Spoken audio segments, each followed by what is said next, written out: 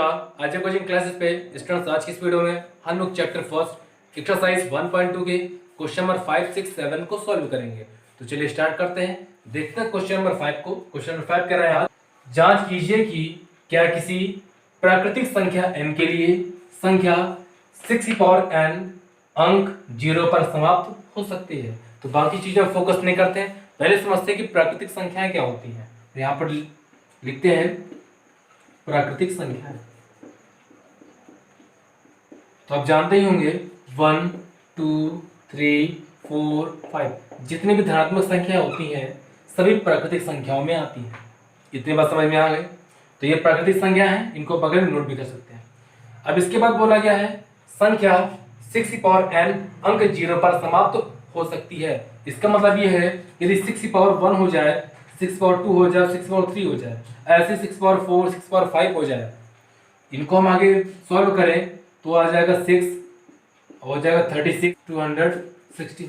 लेकिन यहाँ पर कहा गया है कि 6n अंक 0 पर समाप्त हो सकती है। लेकिन यहाँ पर देखिए आप, यहाँ पर जो समाप्त हो रहा है 6 से, यहाँ पर भी 6 और यहाँ पर भी 6, लेकिन यहाँ पर क्या रहा है 0 से। तो बिल्कुल ऐसी बात नहीं है। यदि आगे भी इसी तरह करेंगे तो 0 समाप्त नहीं होगी। लेकिन करने का ये तरीका आपको एग्जाम में नहीं लगाना है, इससे आप समझ सकते हैं। इसका करने का तरीका कुछ दूसरा है, चलिए उसको समझते हैं। इसके लिए हमें पहले 6n के अभाज्य गुणनखंड करने होंगे। तो चलिए करते हैं। 6n के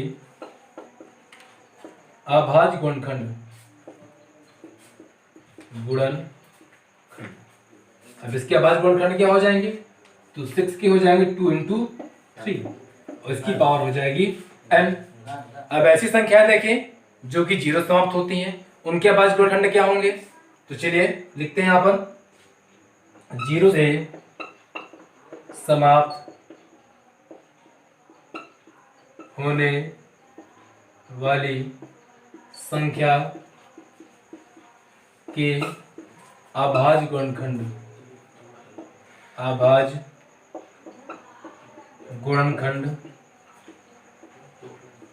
अब 0 समाप्त होने वाली संख्या अभाज्य गुणनखंड क्या क्या होने चाहिए? यहाँ पर देखिए 10, 20 और 30।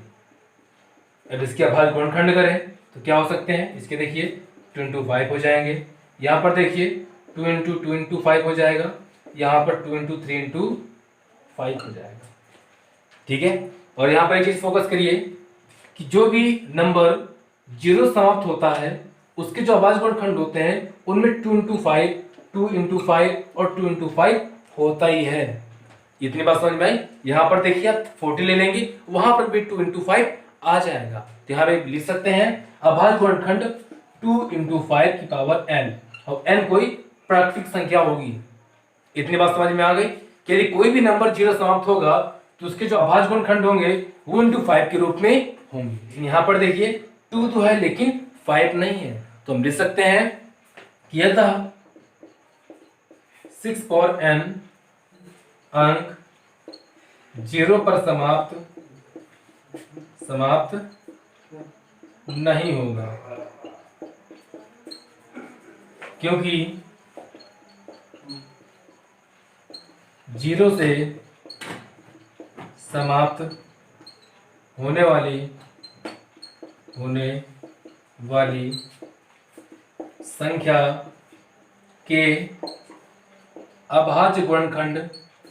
के अभाज्य गुणनखंड 2 × 5 के रूप में होते हैं। इतनी बात समझ में आई कि नहीं आई? यदि 2 × 5 के रूप में होंगे तो ठीक है, लेकिन यहाँ पर ऐसा कुछ नहीं है, इसलिए हम लिख देंगे यहाँ पर अतः 6n अंक 0 पर समाप्त नहीं होगा, क्योंकि 0 समाप्त होने वाली संख्या के अभाज्य गुणनखंड 2 × 5 के रूप में होता है। तो इतनी बात समझ में आएगी नहीं आएगी? तो चलिए अब चलते हैं क्वेश्चन नंबर 6 को। क्वेश्चन नंबर 6 है, व्याख्या कीजिए कि 7 × 11 × 13 + 13 और 7 × 6 × 5 × 4 × 3 × 2 × 1 + 5 भाज्य संख्या है। आपको बताना है कि ये जो संख्या है भाज्य है या नहीं। तो पहले समझ लेते हैं भाज्य संख्याएं क्या होती हैं। तो आप जानते होंगे कि जो भाज्य संख्याएं होती हैं वो खुद के अलावा और भी संख्याओं से कट जाती हैं, मतलब खुद से तो कटेंगी और भी संख्याओं से कट जाती हैं उन्हें हम कहते हैं भाज्य संख्याएं। इतनी बात समझ में आ गई? तो चलिए सॉल्व करना स्टार्ट करते हैं। पहले नोट करते हैं, पहले जो नंबर दिया हुआ है 11 इंटू 13 प्लस 30, ये पहला पार्ट होगा, ये दूसरा पार्ट होगा। इनसे आप 13 कॉमन ले लें, अंदर क्या बचेगा 7 इंटू 11, भाई 13 यहां से निकलेगा, तब यहां से निकलेगा तो आ जाएगा 1। इसका मल्टीप्लाई करा दीजिए 77 और प्लस पे 1, ठीक है, ऐड करा दीजिए इनको, तो 13 इंटू 78 हो जाएगा। इसके फैक्टर भी हो जाएंगे 13, मतलब इसके फैक्टर करेंगे तो हो जाएगा 13 इंटू 2 इंटू 3, इसके फैक्टर हो जाएंगे। तो यहाँ पर देखिए, तो ये तो खुद से कट रहा है ना, 13 से भी कट रहा है, इसके अलावा 2 और 3 से भी कट रहा है, तो इसका मतलब क्या हुआ, ये जो संख्या है ये एक भाज्य संख्या होगी। और भाज्य संख्या होने के लिए हमने बता दिया है, जो खुद के अलावा और भी संख्याओं से कट जाती है उसे हम कहते हैं भाज्य संख्या। तो देखिए ये 13 से भी कट जाएगा, 2 से भी कट जाएगा और 3 से भी ये पूरी संख्या कट जाएगी। समझ में आया कि नहीं आया? दूसरे पार्ट की बात करें, दूसरा पार्ट हमारा क्या है, 7 into 6 into 5 into 4 into 3 into 2 into 1 plus 5। एक पार्ट आपका ये हो जाएगा और दूसरा पार्ट ये हो जाएगा। इससे आप 5 कॉमन ले लें तो अंदर क्या बचेगा 7 into 6 into 4 into 3 into 2 into 1 और प्लस पे 1 बच जाएगा, क्योंकि यहाँ से 5 चला जाएगा, 1 बचेगा और ये 5 यहाँ से निकल जाएगा। इनका मल्टीप्लाई कराइए अंदर, तो क्या हो जाएगा 7 6 42 हो जाएगा, और ये 4 3 12 12 2 24 हो जाएगा।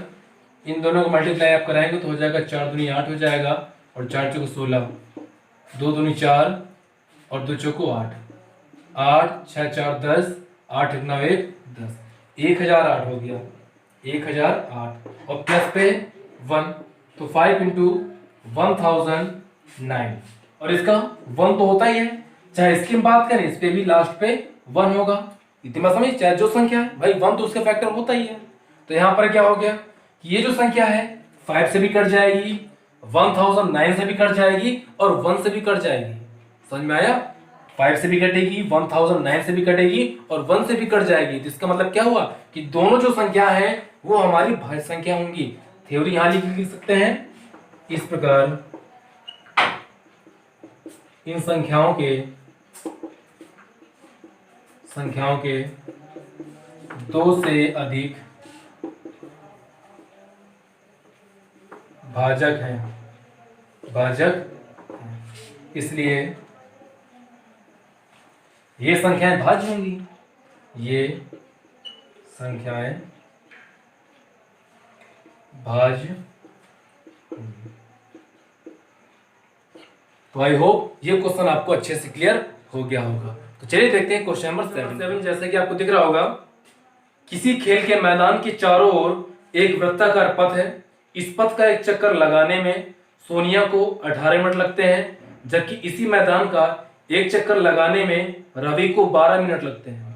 मान लीजिए कि वे दोनों एक ही स्थान पर एक ही समय पर चलना प्रारंभ करके एक ही दिशा में चलते हैं, तो कितने समय बाद वह पुनः प्रारंभिक स्थान पर मिलेंगे। तो यहाँ पर दिया गया है, यहाँ पर दिया गया है कि जो सोनिया जो चक्कर लगा रही है वो 18 मिनट में लगाएगी और जो रवि है वो 12 मिनट में लगाती है। तो यहाँ लिख देते हैं मैदान का एक चक्कर लगाने में सोनिया को लगा समय, तो सोनिया कितना टाइम लग रहा है 12 मिनट। अब रवि की बात करें तो ये सारा कुछ तो वैसा ही आ जाएगा, यहाँ पर हो जाएगा, यहाँ पर सोनिया जगह में हो जाएगा रवि और बाकी सारा कुछ सेम होगा। इसको लग रहा है 18 मिनट, ठीक है। अब पूछा गया है कि वे दोनों एक ही स्थान और एक ही समय पर चलना प्रारंभ करके एक ही दिशा में चलते हैं, तो कितने समय के बाद वे पुनः प्रारंभिक स्थान पर मिलेंगे। प्रारंभिक स्थान पर मिलने का समय ठीक है, आपको जहां पर ये स्टार्ट किए थे वहीं पर दोबारा मिलेंगे आके, तो उस समय आपको बताना है। तो इसके लिए आपको इन दोनों के एलसीएम निकाल देने हैं, वही हो जाएगा इसका आंसर। तो यहाँ पर देखिए, यदि आप 12 और 18 का एलसीएम निकालेंगे तो क्या हो जाएगा, 2 6 2 3 2 6 12 और 2 9 18, 2 3 6 और ये 9 ऐसे बच जाएगा, 3 से ये 1 हो जाएगा, यहाँ 3 यहाँ पर 3। यहाँ पर देखिए क्या आ जाएगा, 2 इंटू 2 इंटू 3 इंटू 3, इसको लाइक कर लीजिए। 3 3 9, 9 2 18, 18 2 36 मिनट, मतलब 36 मिनट के बाद ये एक दूसरे को उसी स्थान पर मिलेंगे। तो आई होप आपको ये भी सवाल अच्छे से क्लियर हो गया होगा, ज्यादा कोई दिक्कत ही नहीं। हमें जो समय दिया था उनको उनके एलसीएम निकाल देने हैं, वही हो जाएगा हमारा आंसर। तो इस वीडियो में इतना ही रखिए, मिलते हैं नेक्स्ट वीडियो में। लेकिन जाने से पहले याद रखिए, यदि वीडियो आपको पसंद आए तो वीडियो को लाइक एंड शेयर करना बिल्कुल ना भूलिए।